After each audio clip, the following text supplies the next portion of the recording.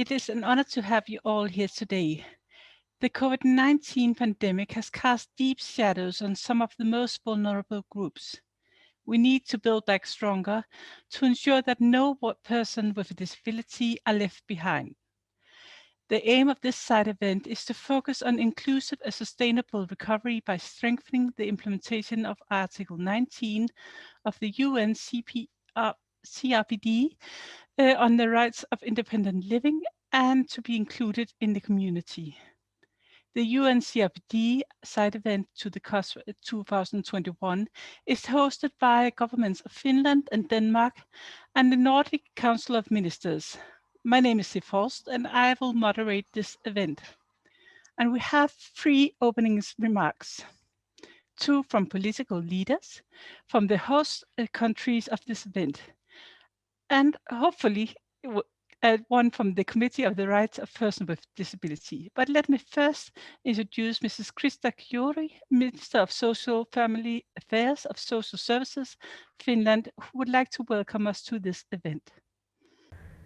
Dear participants, it is my pleasure to welcome you all to this Nordic side event, Building Back Better by Strengthening the Implementation of Article 19 of the UN Convention on the Rights of the Persons with Disabilities on living independently and being included in the community. Current COVID-19 pandemic has shown that more actions are needed to ensure that the obligations of the UNCRPD are fulfilled. Research shows that persons with disabilities have been severely affected by the pandemic. It is essential to set our minds to think of the ways to ensure that the rights of the persons with disabilities are secured in the recovery and rebuilding after the crisis. The Article 19 of the UNCRPD focuses on the right to live independently and be included in the community. As part of the Finland's 2021 presidency in the Nordic Council of the Ministers, we have focused on the Article 19 and its implementation. The Article 19 is about inclusive communities, quality, universal and special community-based services, accessibility and design for all should be guiding principles. The Article 19 is also about getting services, help and support that each person needs based on one's individual needs. It is also about attitudes, seeing everyone as equal members of the communities and respecting the diversity. One important principle is that we do not think persons with disabilities as a homogeneous group and offer same solution to everyone. We need to focus on individual needs and preferences and plan services according to those, respecting and supporting everyone's self-determination.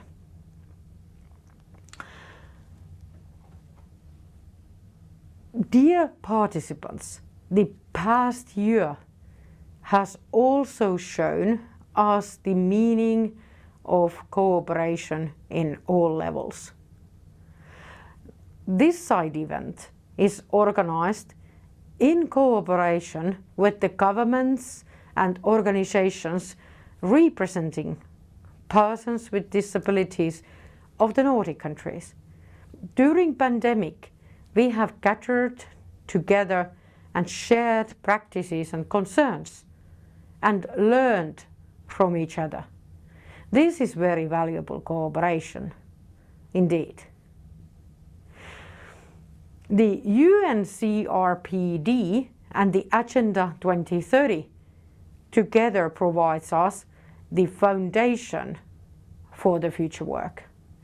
We also need ambitious regional, national and the local strategies, policies and action plans.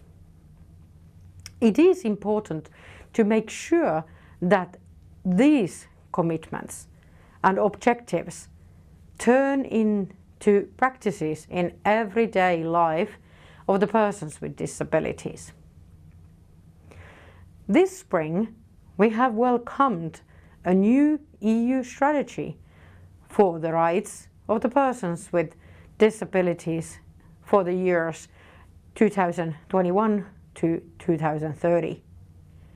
The strategy supports the implementation of the UNCRPD and recognizes the importance of the Article 19 and calls all stakeholders to work together on its implementation. I'm also happy to tell you that Finland has launched its second national action plan on the UNCRPD. It determines the measures that will be taken to promote the implementation of the convention in different administrative sectors in the next years. The National Action Plan includes an overall reform of the disability services legislation, including the government program. Adequate and the high quality services that meet individual needs are an essential element of the implementation of independent living. It is important to ensure that the new legislation and its implementation take into account the obligations under the UNCRPD. The aim is that the new legislation would enter into force in 2023. It needs to be stressed that all this work in all levels and in all areas of life can only be done in close cooperation and partnership with organizations representing persons with disabilities. Persons with disabilities should be included in the decision making in different levels, in global and national reforms, but also in local communities and in everyday decision making concerning persons' own life. Dear listeners, with these words, I'm very happy to welcome all, and I hope we will have a fruitful event. Thank you very much. Thank you very much. Securing the rights of persons with disability in the recovery and rebuilding of the crisis is indeed important, and so is recognizing the accessibility and design for all should be guiding principles. And we do need to see everyone as equal members of the society and plan accordingly to the individual needs and preferences, as so correctly pointed out by the Minister. And now, as soon as our technique will work, let me now introduce Mrs. Astrid Krag, Minister of Social Affairs and the Interior from Denmark. Good day and welcome to all of you joining this side event. What a shame that we can't be together in New York, but as we all know, the coronavirus is still among us and we have to take our precautions. The COVID-19 pandemic has been especially difficult for people with disabilities and vulnerable people in our society. On the one hand, we as a society had to protect our most vulnerable citizens from catching the coronavirus. And on the other hand, we had to prevent social isolation and loneliness. That balance was not always easy to find.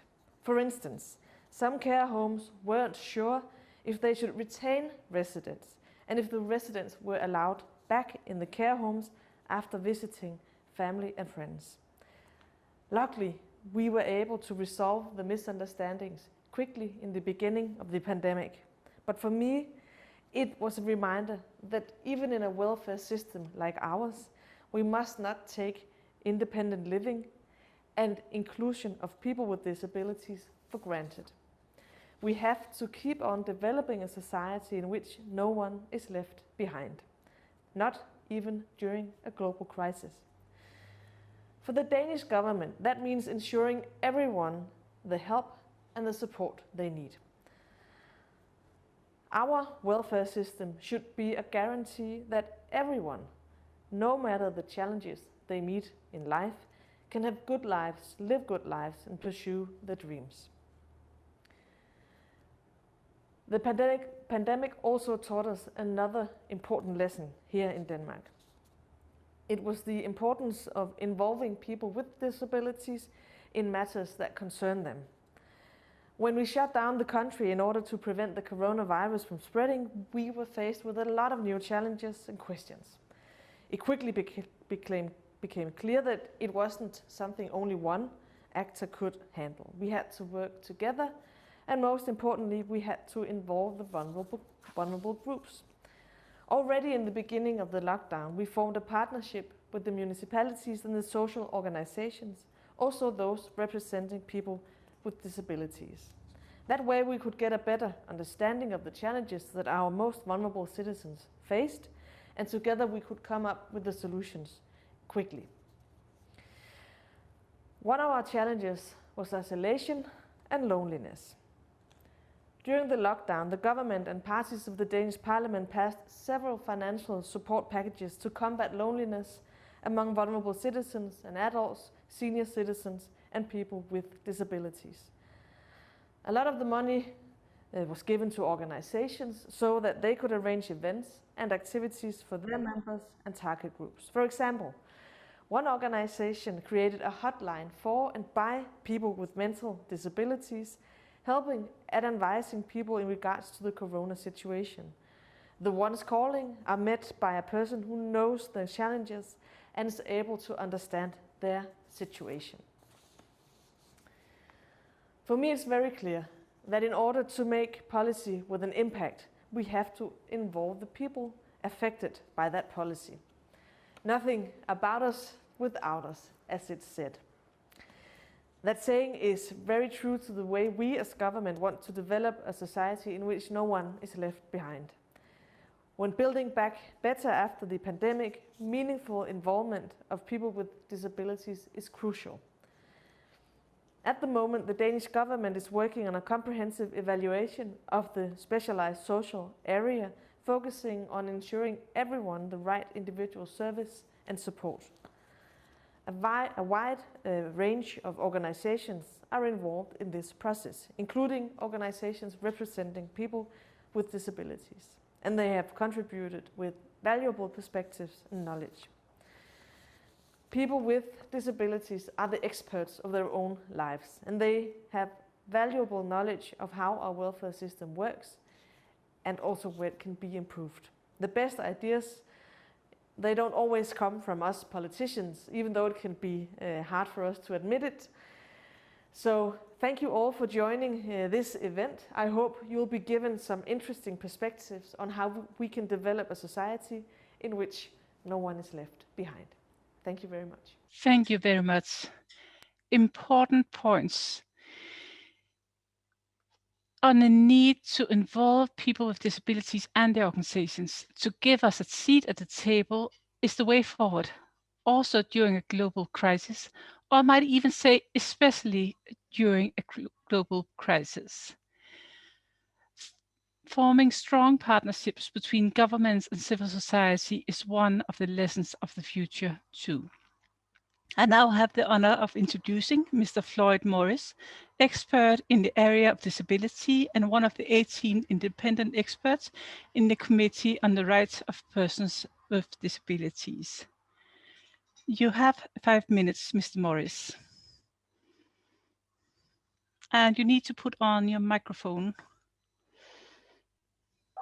Yes. Yeah. You're hearing me now? We are hearing you fine. Thank you very much, sir. Okay, thank you, thank you. Ladies and gentlemen, a pleasant good morning to you all. Let me take this opportunity to express profound gratitude to the members of the Nordic Group for inviting me to speak at this side event. It is a signal honor as I continue to advocate for the full inclusion, participation, and non-discrimination against persons with disabilities across the world. Special commendation to the team who have put together this event and the theme to guide the deliberations. The world has been hit by a pandemic of cataclysmic proportions. The COVID-19 pandemic has brought about the world to a virtual standstill and affected every single human being. But some individuals have been impacted worse off than others. One group of individuals across the world to have had a deleterious effect from this monstrous pandemic is persons with disabilities. Persons with disabilities have been regarded as one of the most marginalized groups. Their marginality has come about due to them having lower levels of education, poor health outcome, high levels of unemployment, and negative attitude and stigma in society towards them. All of these contribute to persons with disabilities being among the poorest in the world, thus contributing to their isolation and exclusion from mainstream society. Since the establishment of the Convention on the Rights of Persons with Disabilities in 2006, we have been seeing some efforts to reduce discrimination and increase participation and inclusion of persons with disabilities in society. The CRPD constitutes a watershed moment in the global advocacy for persons with disabilities, as it mandates states parties to put in place measures to respect and protect the rights and dignity of these individuals. Foundational to the CRPD is Article 19, which speaks to living independently and being included in the community. The convention recognized that the equal right of persons with disabilities to live independently and to make their own choices. This right has been amplified by the Committee on the Rights of Persons with Disabilities General Comment on Article 19 in 2017. It states, Article 19 emphasizes that persons with disabilities are subjects of rights and are rights holders. The general principles of the Convention, Article 3, particular respect for the individual's inherent dignity, autonomy, and independence, Article 3A, and the full and effective participation and inclusion in society, Article 3C, are the foundation of the right to live independently and be included in the community, close quote. Undoubtedly, persons with disabilities have an indispensable right to live independently in the community.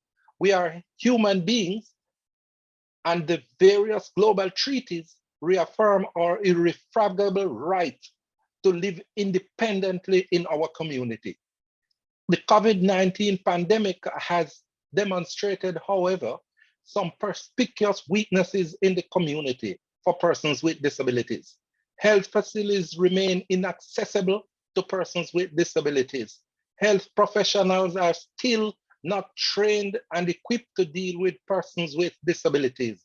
Educational institutions are not inclusive of persons with disabilities, and they do not have the technological support to train persons with disabilities. Community support systems are weak for persons with disabilities, as individuals do not understand how to relate to persons with disabilities. In a pandemics such as COVID-19. All of these factors continue to exacerbate the potentiality of persons with disabilities being fully included in the community. So what can we do in the post-COVID-19 era? We have to build back better and stronger. In this context, we have to redouble our efforts to enforce Article 19 and make persons with disabilities enjoy their right to live independently in the community. We have to strengthen our resolve to deinstitutionalize persons with disabilities and allow them to live independently in the community where they belong. We have to ensure that we improve social protection systems to cater to the needs of persons with disabilities. We have to ensure that governments put in place incentive mechanisms for the employment of persons with disabilities so that they can take care of their families and live independently in the community. The COVID pandemic has shown that working from home is a viable and realistic option, and we have to utilize this burgeoning situation to the benefit of persons with disabilities. And finally, we have to engage in a consistent public education campaign to make members of the community know that persons with disabilities have a right to live independently in the community. As a member of the Committee on the Rights of Persons with Disabilities, and as a parliamentarian in my own right, I am prepared to do everything to ensure that the rights of persons with disabilities to live independently in the community is fully respected. We have to build back better in the post-COVID-19 era, and persons with disabilities must be allowed to live independently in their community. I thank you. Thank you very much, Mr. Morris. It was some really good points, and thank you for advising us. We shall always remember that the CRPD committee is here to guide us in the interpretation on how to implement the convention. By listening and allowing the recommendation of the committee, we shall make sure that we leave no one behind.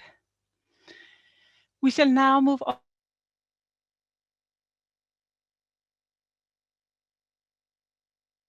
their perspectives on how to build back better, and by focusing on implementing Article 19 of the UNCRPD. I will introduce the whole panel along, and now I would like to introduce the first panelist, Professor Emerita Rainwick from University of Ireland, who will talk about what knowledge we need to use or produce in order to build back better. Thank you very much, and greeting everyone. It's a pleasure to be with you to discuss this very important topic today of what knowledge we need to implement the CRPD, especially Article 19. Like Mr. Floyd Morris eloquently expressed, Article 19 of the CRPD recognizes the equal rights of all disabled people to live independently and be included in the community. And I agree with Mr. Morris that and most experts on the CRPD agree that Article 19 is at the core of the treaty. The right to live independently and be included in the community is also echoed throughout the entire text of the CRPD, and that it is also articulated that this right is interrelated with the enjoyment of other rights outlined in the convention. Actually, this means that implementing Article 19 is a key aspect of implementing the CRPD as a whole. And because Article 19 is such an important aspect of the CRPD, it has been the focus of extensive international research. Sadly, I must tell you that this research has identified widespread obstacles to its implementation. The knowledge about Article 19 is, of course, also reflected and included in the observations of the CRPD committee about Article 19, where the committee has observed in the general comment Mr. Floyd Morris referred to about Article 19, that the committee has also observed many barriers to implementing Article 19. These findings reflect a lack of awareness and understanding of the core requirements of the CRPD. And this is a major concern because we all know that the CRPD will only be implemented by people who have knowledge of the convention. So in addition to strengthening and spreading better knowledge about the requirements of the CRPD and in particular Article 19, we also need to create new knowledge to successfully assist the implementation of it. Knowledge is power is a well-known phrase. However, when it comes to knowledge production and research, disabled people have been marginalized and excluded to even a larger extent than the exclusion in the general society. This must change. There is a need for different ways to do research where disabled people have a more powerful role. There is also a need for new research, human rights-based research methodology to produce knowledge that successfully supports the implementation of the CRPD and its core article, Article 19. This new methodology needs to be emancipatory, participatory, and inclusive of disabled people. And it should draw on the principles and requirements of the CRPD. Many researchers are beginning to incorporate human rights into their work, but there is a need to articulate such research practice more clearly and systematically. And I'm pleased to inform you about one attempt to create such human rights-based methodology.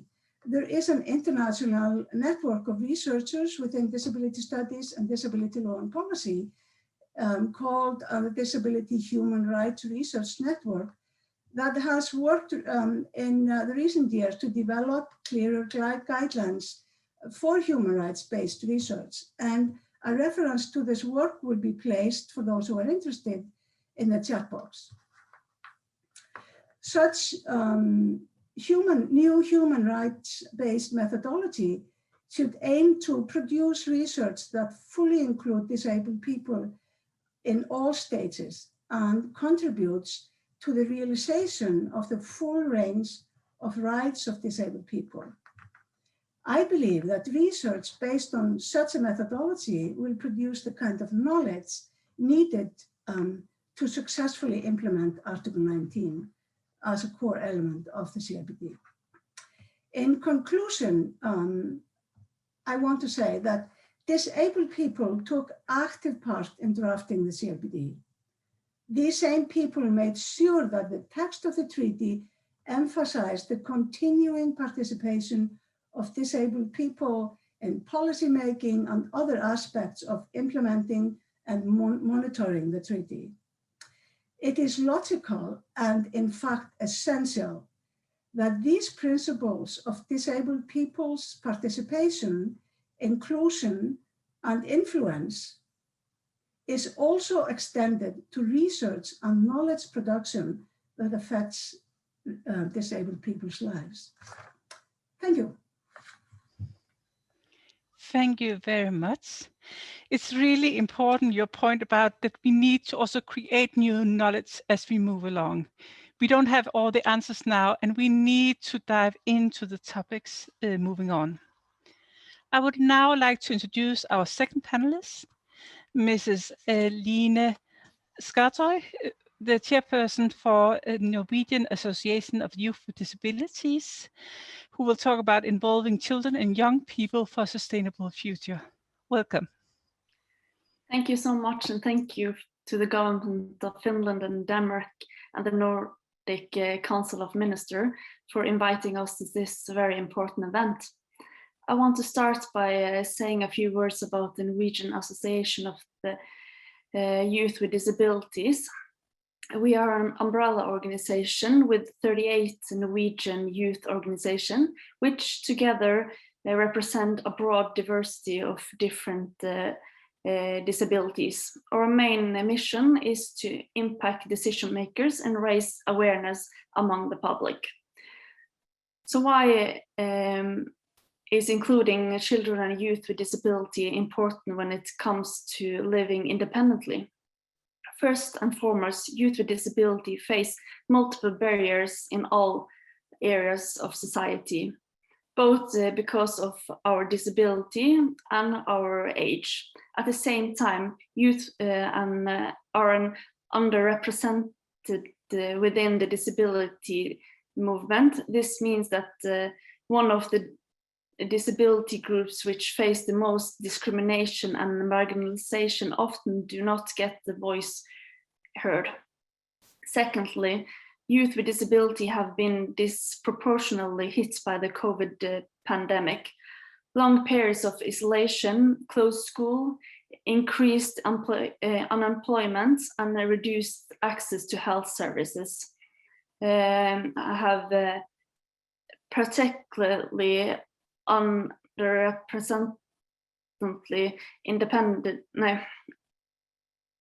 negatively impact children and youth with disabilities. If we are to build back better, we need to start with the most vulnerable groups. Thirdly, children and youth often have a different and unique perspective and can play an important role in challenging the disability movement. For example, more and more youth with disabilities in Norway now speak openly about their own sexuality and reproductive health. This has traditionally been a taboo issue in many parts of the movement, but thanks to brave youth with disability activists, this is less and less the case.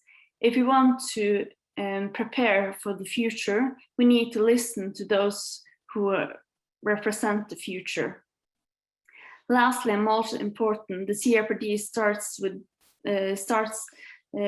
that children with disabilities have a right to be heard in all matters concerning them, including, therefore, is a question of human rights. The slogan of the disability movement is "Nothing about us without us." If we truly mean that, it must also be the case for children and youth. While this sounds like something everyone can agree on, we all know how common it is that children and youth with disabilities are not listened to. Far too often, decision makers think they know what is best for the youth with disabilities. There is also a gap between being involved and actually being listened to in a meaningful way.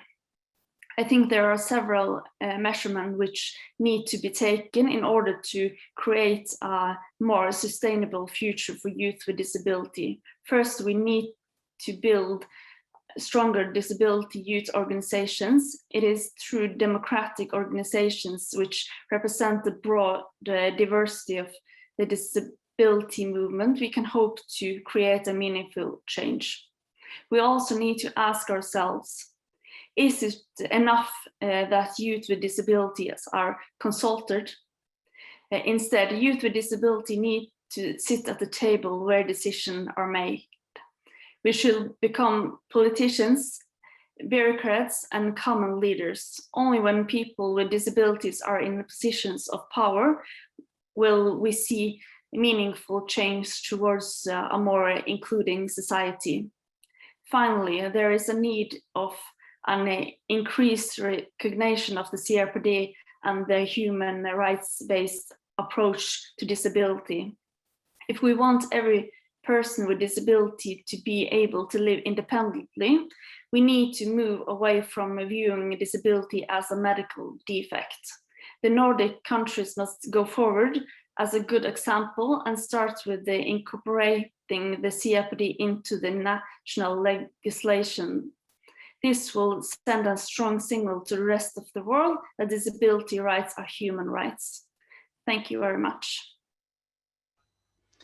Thank you so much. Some very good points. A true involvement of children and young people with disability is vital, and our sexual and reproductive health must be a topic we speak about. And I agree, we must incorporate the CRPD into the national legislation. I would now like to introduce our third panelist, Dr. Adolf Ratzka, Founding Director of Emeritus Independent Living Institute Sweden, who will talk about independent living, challenges and opportunity. Welcome. Thank you.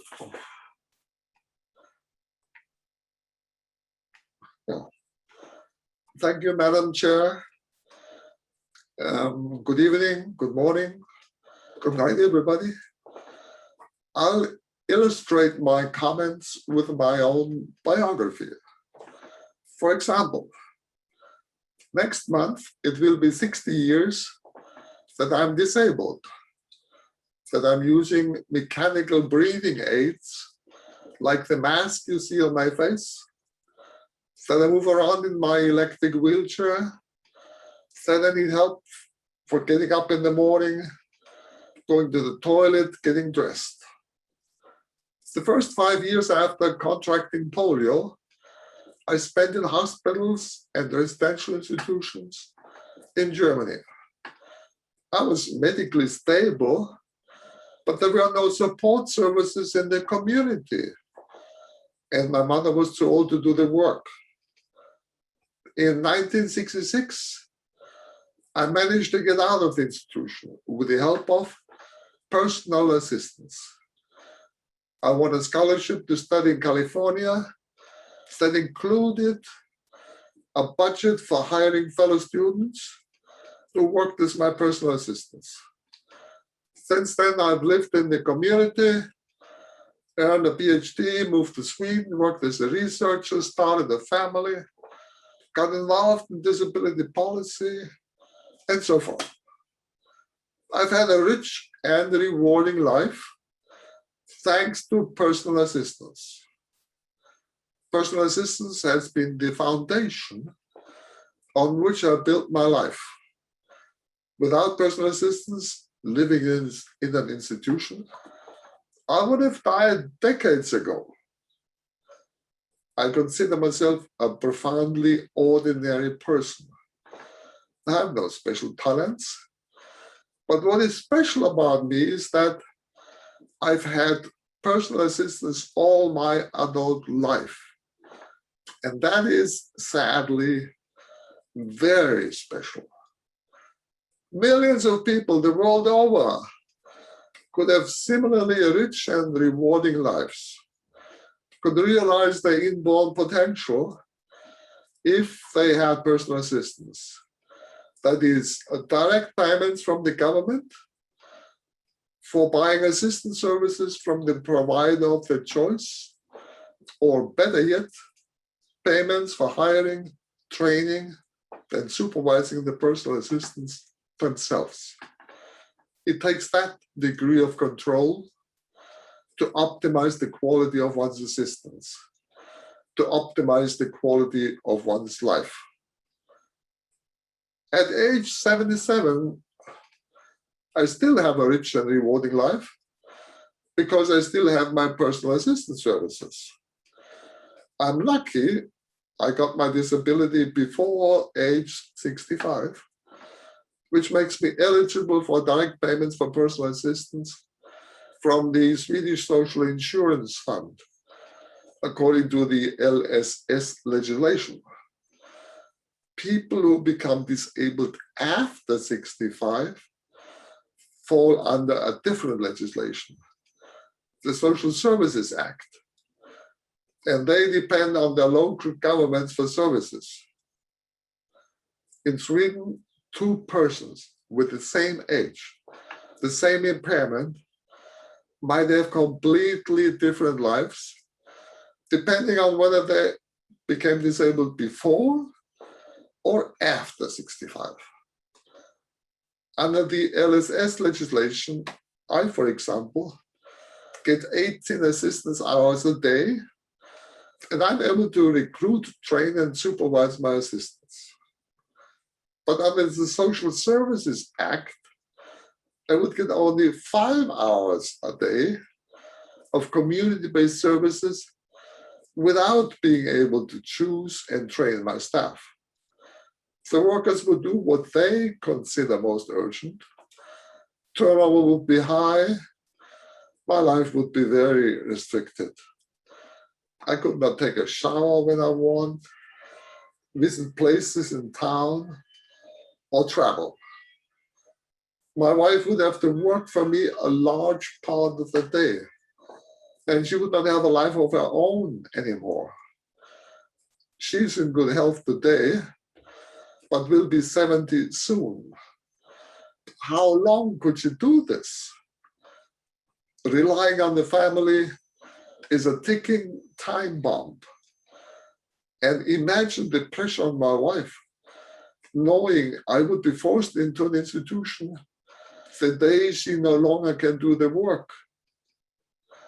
Is that what you call a welfare state? In a real welfare state, persons who require assistance with the activities of daily living get support services such as personal assistance based on need and not based on age. Is personal assistance for everyone who needs help with the activities of daily living? How about persons with psychosocial, cognitive impairments, autism? In Sweden, half of the personal assistance users belong to these groups or are children underage. Many of them use supported decision-making from relatives, friends, or trusted former assistants. In this way, they manage a life in the community without being a burden on their families. Could older persons with dementia, for example, also benefit from personal assistance? Let us test this hypothesis in a pilot study. Sweden is proud of having closed down institutions, facilities with hundreds of people living in the same building. But does size matter? Whether for 2 or 200 disabled persons, as long as housing and services are bundled together in the same location, as long as the staff is shared by the inmates, as long as you have no control over who works for you, when, where, with what task, and how, you live in an institution. No matter what it is called, care home, group home, or other euphemisms. In the language of the CRPD, it is a particular living arrangement and violates the convention. According to the definition in the general comment number 5 on Article 19 of the convention, Sweden is full of institutions, particularly for older persons. The institutionalization of older citizens is widely accepted and completely unchallenged. Here, human rights are not for all ages. At age 22, personal assistance got me out of institutions. At age 77, I worry about having to move back to an institution. My needs, interests, and aspirations are the same, but a new government can take away the right to personal assistance from my age group. Thank you. Thank you very much. Thank you for some very strong points. Support services are a whole life cycle, not just for certain age group. It is so important, even though in so many places we do see that when you reach a certain age, you are not having the same rights as when you're younger. I would now like to introduce our last panelist, Ms. Susanna Broman, Åland Disability Federation, who will talk about inclusive city and communities. How do we get there? Dear participants, I will talk about inclusion, accessibility, and attitudes, both in general and in a small society like Åland, with a population of 30,000. We have basic human rights for all. The Convention on the Rights of Persons with Disabilities has been in force in Åland for 5 years.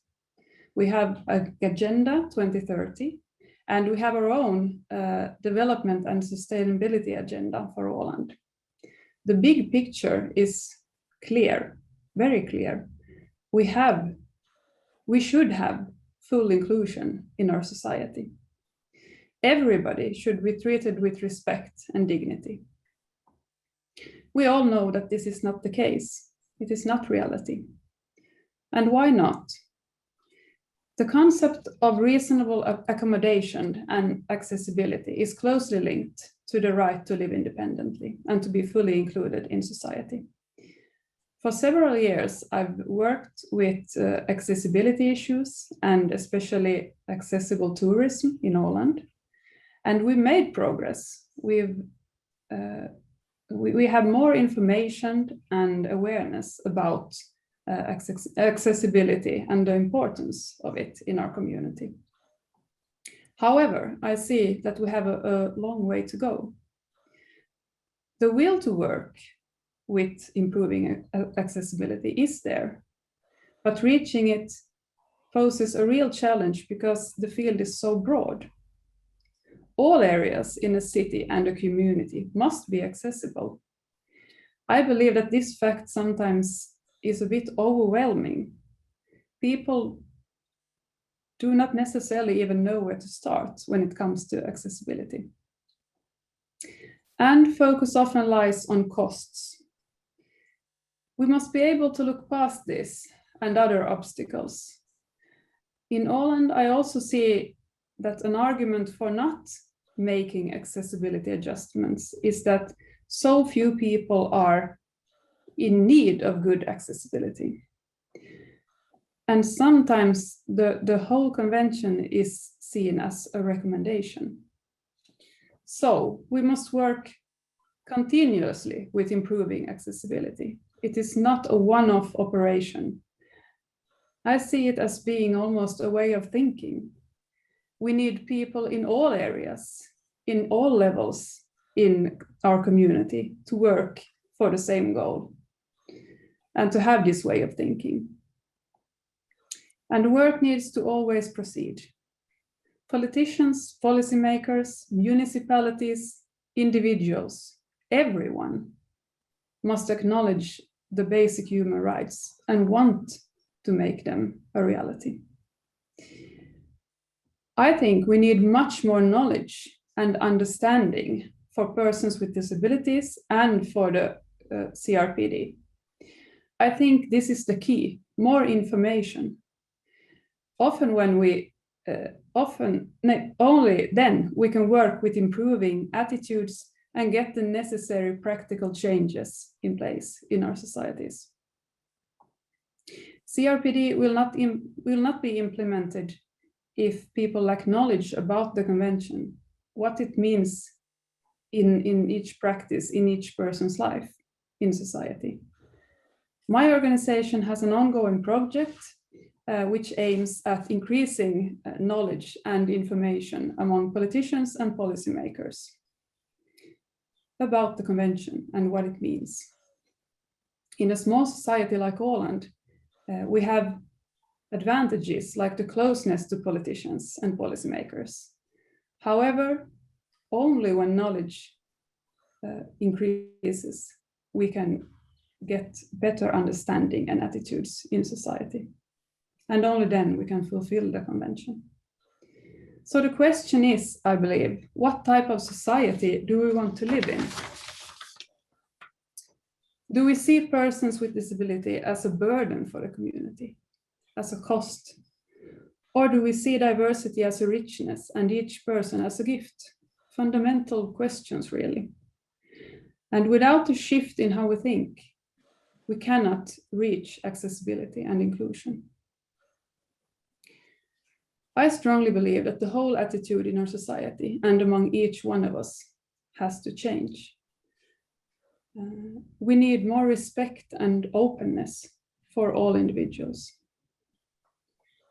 Certain individuals seem to be very well included in our small society, with good social services and possibilities to participate well in society. And this is good, it's fine to see, but this is not the case for everybody. Far from it, I would say. Accessibility is really all about how we treat people around us. We need to stop thinking in terms of we and they, especially in tough times like the one we live in right now. We need to treat everybody the way we ourselves want to be treated. Quite simple, really, at least in theory. Right now, with the ongoing pandemic, proposes an extra challenge when it comes to reaching inclusion. People have been more isolated, and the economy and labor market have taken a turn for the worse. People are anxious, scared, and worried about the future. These negative feelings does not help to reach inclusion. This means we must work extra hard to reach inclusion in practice. I see it as being a state of mind, and it starts, as I said, with each one of us. Building a better and more inclusive society is a team effort. If we actively choose to be kind and actively choose to treat people with respect, we can achieve great things. A kind community is an inclusive community for everybody. Thank you. Thank you very much. It is important to focus on the bottom line. Everyone should be fully included in our community. Everyone should be treated by respect. That's an important thing. It's also important to a point of view of accessibility and indeed the implementation of CRPD as a continuous process. Now we move on to one question to the panel to make sure that you're all awake and ready to answer more questions from the chat. So to begin with, let me ask you first, persons with intellectual disabilities are one of the most vulnerable groups with regards to the risk of being left behind. What are the most important next steps to meet the challenges when building back better and leaving no one behind? Rainwick, do you have a point? Well, this is a huge question, but what I would say is really important to look at this group in terms of the new technology, the digital technology, where this group is in great danger of being left behind and not having access. So I think that is a real challenge of today. But also we need to correct what we have done in the past, because this is the group that has been institutionalized in various ways, small and large institutions over the decades. So I think these are the priorities to correct what the harm we have done by locking them up in the past, and many of them are still locked up in these institutionalized practices or institutions, and to look not to exclude them in the future progress we are making with digitalization and new technology. Thank you. Line, do you have a perspective from the youth perspectives on this question?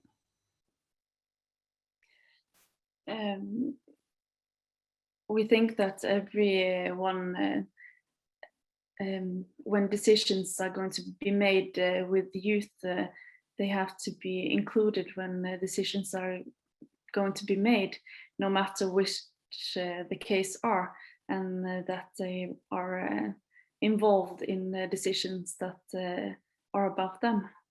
So every individual are different, so that they can say their perspective towards what's the right thing about themselves and their own situation in every piece of their life where they are asked about things that concern them. Thank you. And while I ask Dr. Adavratska the same, if there are any questions, please write them in the chat.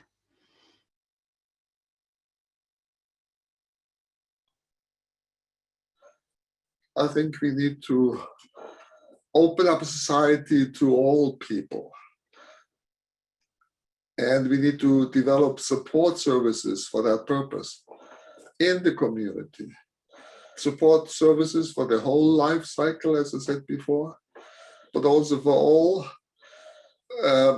persons with all kinds of impairments, and of course, including persons with intellectual and psychosocial impairments. No one should need to become a burden on their families, and no one should need to move into an institution where we face risk, neglect, abuse, and death during the pandemics. Thank you. Susanne Broman, you talked earlier also about the local society. Can that play in also with focusing on people with intellectual disabilities and how to make sure they are not left behind? Yes, I'm sure it can. My thought is here on when digitalization and the trend with that was mentioned, that here we have to focus really on accessible information and communication. And the challenge perhaps is finding alternative ways of communicating. People cannot always speak for themselves. So I would like in our perspective also to focus on the organizations representing persons with intellectual disabilities, involving them in decision making on a higher level in society. I think this is really important. Inclusion again. Thank you. There was a really important message earlier, point in the chat earlier from the Validity Foundation about that when we as society sometimes give development aid, they are often used both bilateral and multilateral aid to projects that which achieve the exact opposite, providing and funding to building new institutions and renovating or expanding and existing institutions or constructing new small institutions. How can we prevent this and ensure full compliance with the CRPD, including under Article 32? Do any of, I know from my own organization, at least in Denmark, that we do have some development projects, but also I think it's important that we have a dialogue with our national organizations also to make sure that our governments spend their money wisely also in this regards. But I don't know if any of you have any comments of the rest of the panel. Dr. Adavratska? Yeah, you see the same happening in our own countries where, despite the convention, a good European Union money is used for building institutions, for maintaining institutions. And of course, with that tradition and culture, it's quite natural to transport the same thinking, the same old-fashioned ideology to our partners in developing countries, so that they have to go through the same mistakes that we have been making. Instead of opening up communities, instead of teaching people how to live in a community instead of developing methods, as I mentioned before, for supported decision making so that also intellectually impaired persons can participate. That's what we would have to do, not building monuments, institutions. Thank you. I think it's also sometimes that it seems sometimes at least that when things are getting hard, it's easier just to use the old solutions, to build new institutions, to do things we are doing, instead of recognizing the potential of people with disability living actively in society. I know from a study I did, I was visiting the US for 2019, I think, and they were talking about some of our sister organizations over there. And they said when they started moving out of institutions, they found out that local society were more accepting of persons with disabilities because they got to know them, and it was easier to get an education, it was easier to get a job, it was easier just to be a good neighbor, it provided a much stronger framework locally.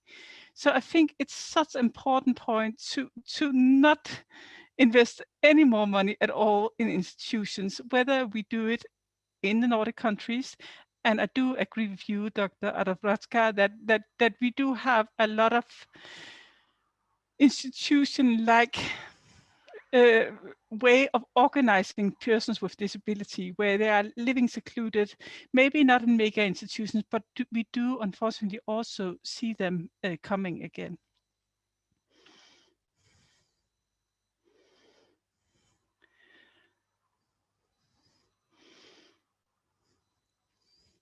But maybe I would like to invite Ms. Anna Kaldén also to come and join the panel for a little while and maybe share also some of your thoughts. Your Excellencies, distinguished participants, colleagues, and dear friends. On behalf of the governments of Finland and Denmark and the Nordic Council of Ministers, I would like to thank all the speakers today for contributing to this event and important discussions. Thank you for that. We want to, and we need to, build back a better and stronger society after the pandemic, as we have talked about it today. This by ensuring every person's right to an independent life and to be included in the society.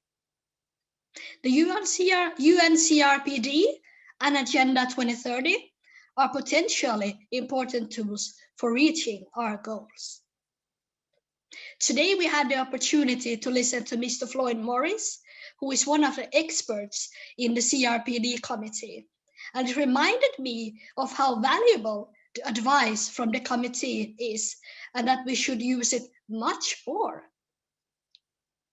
As a woman with a disability, as a leader within the disability movement, I can assure you all that we have come far, but that we still have a long way to go. Women and girls with disabilities need to be visual and uplifted in our global recovery process. Especially girls and women with disabilities have been affected by the pandemic. Poverty has increased. The working situation has gotten worse. And we really need to start focusing on girls and women with disabilities. Gender equality. We need to improve, build, and support our disability leaders, also the attitudes, and to grow the presence and recognition of disability leaders across all sections of our community. In order to build back a stronger society, we need to address the many gender inequalities that remain. During today's event, we have heard about the importance of knowledge, involvement of children and young people with disabilities, how to create the right conditions for independent living and inclusion in society, and the importance of society built for all. We have the tools for moving in the right direction. We have that. Only the lack of political will and resources can put a stop to this journey towards a brighter future. In this meeting, political will is surely not the problem. But there will be difficult times when it comes to resources. Let us invest the resources wisely for inclusion. And let us see ourselves and each other as resources, as we are. We should have high expectations on ourselves and our leaders. Let us involve children and young persons with disabilities for a sustainable future. Let us make sure our cities and communities are disability inclusive. And let us leave no one behind. To build back better after the COVID-19 pandemic, we need to make sure that everyone are included. Thank you. Thank you very much. If there are no one in the panels who really are burning for some finishing comments, you can jump in. But else I will ask, thank you all for a really interesting event. Thank you to all the speakers for your contribution. And thank you for all the comments and the questions chats. There weren't so many, but they were really good still. And independent living is about self-determination, about equal access, about equal opportunities. It's also about self-respect. It's about choosing freely where you live, with whom you live, and what you want to do with your life. We have learned about accessibility as a condition for independent living, about the importance of giving us a seat at the table, and the need to provide personal assistance regardless of age, and so much more. There's still a long way to go before every person in the world can live a truly independent life. Let us not lose sight of the goal of improving conditions for independent living worldwide. Even during hard times of COVID-19, we need to build back better. You also have the chance to view this later on, or if you found there were so many good points and you want your friends to view it, it's going to be on the UN Web TV platform later on after it's been making sure that everything is in order. So, but for now, I will thank you all for attending and have a good day. Thank you.